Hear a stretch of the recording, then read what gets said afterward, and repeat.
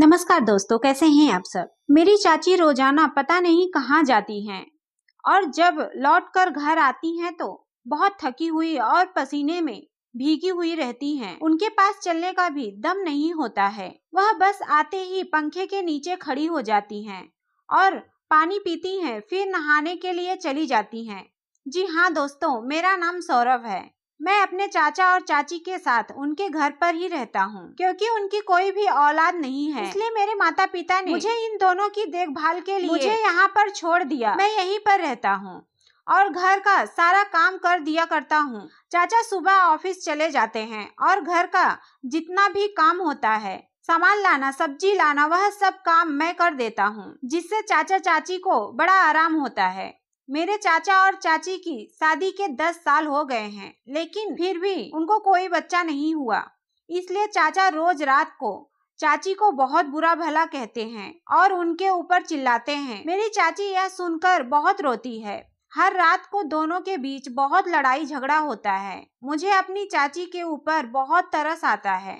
मैं उनके लिए कुछ भी नहीं कर पाता हूँ। एक दिन मैंने देखा, चाचा जैसे ही ऑफिस चले गए, चाची तैयार होकर कहीं जाने लगी और मुझसे कहा कि सौरभ, दरवाजा बंद कर लो, मुझे आने में थोड़ी देर होगी। और जब बहुत देर बाद चाची आई तो वह बहुत थकी हुई थी और पसीने से लथपथ थी और ठीक से चल भी नहीं पा रही थी। मैंने उनसे बहुत पूछा कि क्या हुआ चाची, लेकिन उन्होंने मुझे बताने से इनकार कर दिया। वह अपने कमरे में चली गई। एक दिन होता तो ठीक था, लेकिन यह कहानी तो हर दिन की हो गई थी। चाचा के जाते ही चाची चली जाती थी। मैंने उनका पीछा करने की कोशिश की तो मैंने देखा कि वह एक बड़ी सी हवेली में जाती हैं।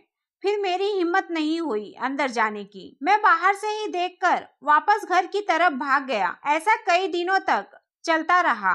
मुझे बहुत गुस्सा आ रहा था और दिल में एक वो भी था कि आखिर वह उस बंगले में जाकर क्या करती हैं जो इतना थक जाती हैं। मैंने एक दिन सोचा, क्यों ना यह बात चाचा को बता दी जाए, लेकिन मैंने सोचा चाचा बहुत गुस्सा करेंगे और चाची को घर से भगा देंगे, इसलिए मैंने चाचा से यह बात नहीं बताई।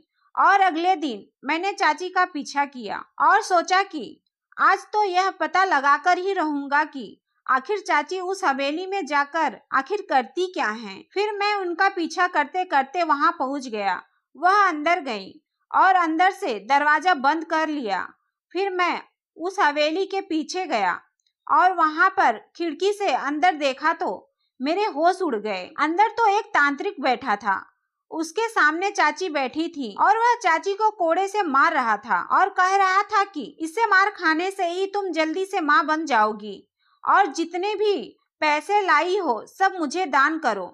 उनकी यह सब बातें सुनकर मैं तुरंत ही अपने माता पिता के घर गया और उनको यह सब बातें बताई। मेरी मम्मी ने चाची को समझाया, यह सब ढोंग मत करो, तुमको हम लोग एक अच्छे से डॉक्टर को दिखाएंगे।